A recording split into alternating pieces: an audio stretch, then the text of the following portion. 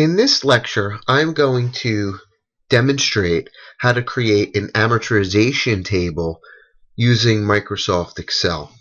Now, for those of you that may not know, an amortization schedule or an amort schedule or amort table details the cash flows of a loan. And we mean by detail, we mean it shows the principal and interest payments over what's called the duration of a loan. So let's start with a sample loan with an initial amount of $100,000. Let's just say that we took this loan out for the purchase of a new home, and that the interest rate that we are receiving or that we're paying is 5%. Now remember, interest needs to be shown as a decimal. So 5% is showed by 0.05. We could enter it in as a whole number, and I could show you that change a little and change it to a fraction when we run the formula for interest. We'll show you that in a little bit later. For now, let's just leave it at 0.05. We know the term of the loan, or the number of years outstanding, we'll say is 30. And it's going to be paid monthly, which is referred to as frequency. So how many times per year does this pay? If it's monthly, that means the frequency will be 12 times or 12 payments per year. Now, we want to find the payment, the interest payment, the principal payment, the total payment, and we want to find our balance. Those are the four components of a normal amortization schedule. So before we move forward, let's format these numbers so we can more easily recognize them.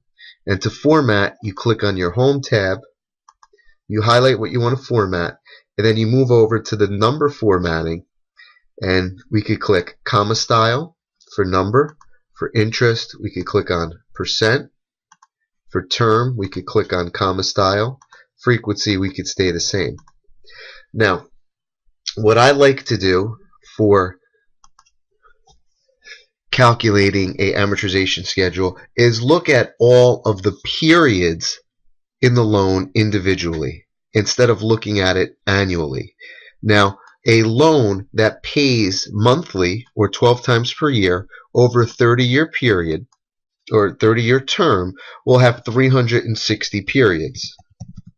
And we find that by calculating the frequency times the duration, and we get 360 periods. So I like to start by putting my header rows in. So this is period. We're going to start with balance, interest payment, principal payment, total payment, and ending balance. Your ending balance is going to be the balance after principal has been paid. Now, you could populate the periods from 1 down to 360, but to type that in individually takes a very long period of time. What I like to do is just set up a formula, and you do that by pressing the equal sign in the cell below 1, highlighting the cell with the number 1 is, and then adding 1 to that. Once you do that, you could just copy and drag this down. You can see I copied it too far down, but we'll stop at 360. I'll also go over and show you how to do this annually. So our balance in period 1 is going to be equal to our loan amount. Our ending balance is going to equal our beginning balance minus our principal payment. Our total payment is going to be equal to interest plus principal. Now I'm going to show you a trick on how to copy this down all the way without having to drag it. Now, how do we calculate our interest payment? Our interest payment we could do two ways. I will show you both of them. The first way is to take our balance and multiply it by our interest rate per month, which is your interest rate, your stated interest rate divided by 12. Now, when you are doing this in Excel and you are linking it to another cell, your interest rate to another cell, instead of hard typing a number in, every time you copy this down, the cell reference is going to change, and we want to keep that constant. So the way you keep it constant is to anchor it, and you anchor a cell in Excel by clicking on that reference in the formula and hitting your F4 key. Once you do that, you will see dollar signs before the column and before the row number, and then you just hit enter. That way, when you copy the formula down, you could see that both the formula in F13 and F14 reference B5. Now, for period 2, your ending balance or your beginning balance is going to equal the ending balance of period 1. Your principal balance we're going to need to calculate using a formula in Excel. So we click on the Formula tab, hit Financial, and we scroll down to the principal payment formula, which is classified or designated the PPMT formula. Once we click on that, this function arguments box opens up. Now, we could just type in some of our variables. And we could do so or by linking it to a cell reference, like with rate, where we just click on the cell. Remember to anchor it by hitting F4, and remember, because we're figuring out monthly cash flows, to divide it by 12. A note to remember, or a hint, is when you're calculating these formulas, you need to divide the interest rate by the frequency. So if this loan only paid once per year, we would divide 5 by 1, or 5%. We then go down to the next variable, which is period. Period is simply clicking on the period that we outlined here. The number of periods is going to be our total periods that we calculated earlier, which is 360. Remember to anchor that cell as well. Our present value is the amount that we borrowed. Remember to anchor that and to make it a negative number. And our future value with any loan is going to be 0. Once we have all our variables in, we give it a double check to make sure they're correct, and then we hit OK. You can see, because we set up formulas, that the ending balance, the total payment, and the beginning balance in the next period all calculated automatically. So now we need to populate these formulas down for the entire amortization schedule. We could copy and paste them all the way down, or what I like to do is this trick that I discovered just playing around Excel, where I highlight what I want to copy down, and you can see once you highlight whether it's a single cell or a range of cells, it's going to be highlighted with a border around the highlighted cells. But in the bottom right hand corner, that border is interrupted by a symbol that looks like a square. If you hover your cursor over that plus sign, that white plus sign will become a black plus sign if you hover over that square. If you keep it there and double click on your left mouse button, this will copy down automatically. So let's look at one cell.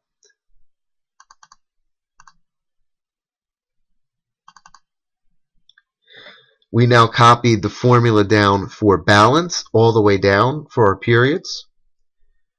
Now we could copy down our interest payment, our principal payment. As you could see, when this copied down, there was an error. So what is the error? Say B5 divided by B8. B8 is the frequency, or I should say, this was supposed to be B7, which was the frequency, and I forgot to anchor that. So if you ever copy down and you see that, you know there's an error, you need to go back in and double check. Or it may be best to start to delete and start from scratch. So once I correct that and hit enter, I can copy it down without a problem.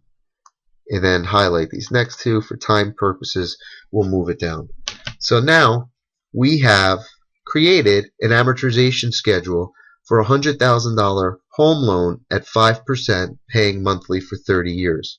Now if we scroll all the way down, we could see that the amortization schedule ends or has an ending balance at period 360, and that everything else is either a 0 or an error, and that's because periods 361 until we ended at period 660 and change, there is no loan. The loan ends or expires or pays off at the 360th period. Now you have an amortization schedule. Now you can highlight it and format it to print it out. But for 360 periods, that is going to be a very long period of time, or it's going to take up a lot of pieces of paper. So what we then could do is factor in how much is going to be paid on an annual basis. Now, we could do that by summing up each year the amount of interest, the amount of principal, or the total payment, or we could modify our formulas to pay off at the end of 30 years. And how do we do that? Well, we do that by changing from a 12-month loan payment to an annual loan payment, which means we have to take the divided by 12 part of the interest formula out. That means we have to take the divided by 12 portion out of the principal payment. We also have to change the number of periods from D7 of 360 over to B6. So we could be 30, and remember to anchor that, which will change these numbers, which should equal to what you would sum up for the year. And now we could just take that, because everything is a calculation, all we need to do is change interest and principal. We highlight that, we hover over and do our little trick, and all these numbers change. And as we could scroll down, we see that the loan ends or is paid off at the end of period 30. So that is a way of creating an amortization schedule on a monthly basis, on an annual basis. And now before I end this, I'm going to go in and show you the second trick of calculating an interest payment. This second trick entails utilizing the interest payment function to calculate interest versus doing it the manual or the formula method, which we did here. In the formula method, we're taking our balance and multiplying it by our stated rate of interest. Now, we could come up with that same answer by using the interest payment function, which is similar to the principal payment function that we used here. So, we'll start by deleting and clearing out our cell, and then go into Formulas, Financial, and scrolling to find the interest payment function, which is stored as IPMT in Excel. Now, our rate, we could just click on the rate, and since we're doing it annually, we don't have to do anything else. If we were doing this on a monthly basis, we would anchor our rate, let's not forget, then divide it by the frequency. But since we're doing this annually and not monthly, we don't need to do that. However, I did mention earlier that there was a way that we could change this interest rate from a decimal to a whole number and then change it moving forward. And I will show you that by briefly canceling out of this segment and changing this to a whole number.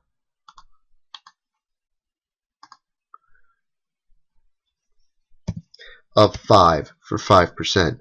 You can see all the cash flows are multiplied by 100.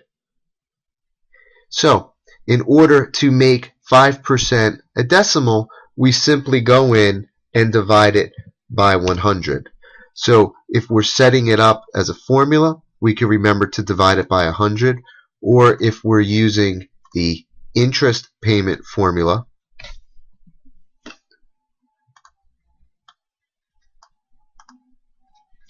we go in, we click on it, we anchor it, and then we divide it by 100. The periods, much like in the principal payment, you click on that period. The number of periods is, this instance is going to be 30. If it was a monthly loan, we would click on this 360 number. Remember to anchor that. Our present value is our initial amount, which is 100,000. And remember, we have to enter that in as a negative number and anchor it hitting F4, and future value is going to be 0. We'll go double check our variables to make sure they're correct. We'll hit OK, and we can see that interest automatically calculates. And we copy that down, and the interest numbers automatically change. Now, our principal payment, we need to go in and change because we had our interest rate. We have to divide that now by 100, and the interest rate is held in B5, so we have to go back in, divide that by 100, and then copy that formula down, and we could see that that fixed any errors and that the loan paid off over a 30-year period. Now, the benefits of using Excel is that it's easily, or we could easily use or change any of these variables. If we wanted to make the loan amount 200,000, our amort table would change automatically once we make that change. If we wanted to make our interest rate 4.5%, it automatically changes. If we wanted to change our term to 20 years, it automatically changes, and as we scroll down, we could see that the loan will pay off over that period of time. So this is some of the flexibility and the power that Microsoft Excel has over a financial calculator or over formula methods and doing it by hand. I hope you found this tutorial useful. If you have any questions about some of the formulas in Excel, you could always click on the help function. Excel normally has some very detailed walkthroughs on how to utilize their formulas or any of their functionality. You could launch help in Excel by simply clicking on the F1 key. Once you click F1, a box will pop up with Excel help. And the first thing you can see are certain training courses for Excel. Beginner, basic math, create a chart, in which you could download or watch online. You could also search online for help for certain topics.